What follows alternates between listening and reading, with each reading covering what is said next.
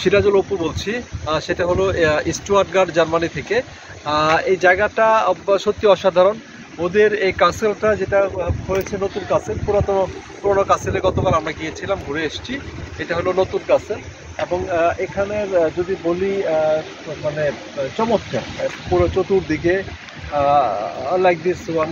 এখানে যেটা আমরা ফোয়ারা দেখতে পাচ্ছি, এখানে পরীর মতো ওরা যেটা বিভিন্ন সময় যে এসছে ওদেরকে নিয়ে এই কাজগুলো করা হয়েছে। এখানে আমরা একটা ফোয়ারা দেখছি এবং প্রতিদিন বিকালে অসংখ্য মানুষের আনাগোনা হয় ঠিক এখানে। এবং আরেকটা যে জিনিসটা সেটা হলো পাশে একটা লেক রয়েছে, যে লেকের মধ্যেও আমরা দেখতে পাচ্ছি অনেকে আসে সময় কাটায়। আসলে সবচেয়ে বড় কথা যেটা সেটা হলো ইস্যুটাকে ধরে রাখতে হবে। ট্যুরিস্টের জন্য যারা আসবে, বিভিন্ন দেশ থেকে বিদেশ থেকে যারা আসবে, ওদের যদি সুবিধা না দেওয়া হয়, ওদের যদি ফ্যাসিলিটি না দেওয়া হয়, তাহলে তো ট্যুরিস্টরা অ্যাজ ইউজুয়ালি আসবে না, ঠিক না?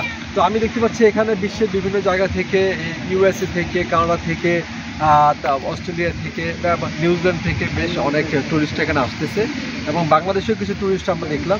কিন্তু আসলে আমরা যে সেই ট্যুরিজমের কথা বলি, এটাকে ডেভেলপ করার কথা বলি, আসলে একজন বিদেশি আসলে আমরা কী পরিমাণ ফ্যাসিলিটি দিতে পারি, ঠিক না?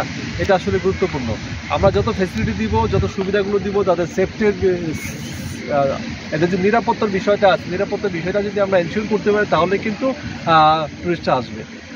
সেই পর্যন্ত এটা আশা করব সরকার যেই হোক না কেন সেই বিষয়ে সুদৃষ্টি রাখবে।